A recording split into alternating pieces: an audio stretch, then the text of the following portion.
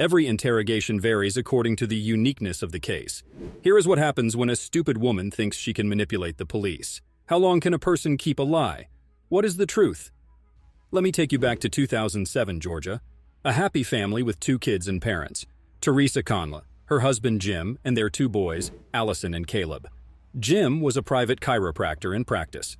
Teresa assisted her husband in his business, handling the secretarial section. The beginning of their doom days was with Jim falling sick. He couldn't work. This unfortunate event dealt a severe blow to their finances. As if that wasn't enough, a series of obstacles further crippled them. Teresa got pregnant with a 3rd child, but lost the child due to several surgeries she had to go through. This made Teresa sick and was in no condition to work. Upon this, the Conley family was to be evicted from their house in 30 days, while the house burned down in a fire. The fire force officers found Jim's burnt body inside the house, along with the suspicions of the fire not being an accident. On that notice, Teresa was interrogated.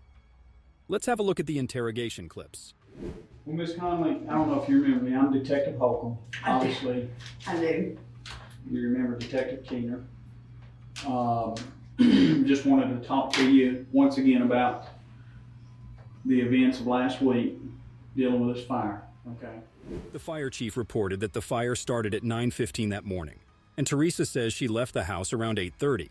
This was well crafted, but the rest of the story gave it away. Her first destination was the nearest Chick-fil-A, and her calculations were flattered by the CCTV footage of Chick-fil-A. Her arrival was recorded around 9:30. This indicates that Teresa left the house around the time of the fire. Was her morning really that happy on the day of fire, or is it a weakly crafted lie? Let's delve deeper. Teresa states that Jim was a wonderful husband and wonderful father, but as per the medical records, this wonderful person was sedated just before the fire. Hence, Teresa is questioned about the medicines her wonderful husband takes. The officers did not seemingly have any sympathy for Teresa's questions.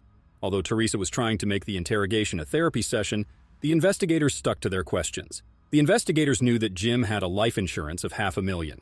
Quite a lot and enough to solve the family's entire problems. But an incomplete family. Provided extramarital affairs, very hard financial conditions, and details from people investigated.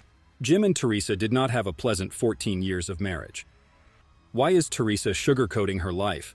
What is her motive behind hiding the awful truth?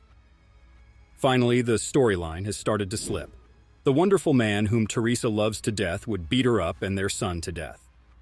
Let us dig deeper for the clarity of these statements, for an interrogation like this has the potential to slip away any time.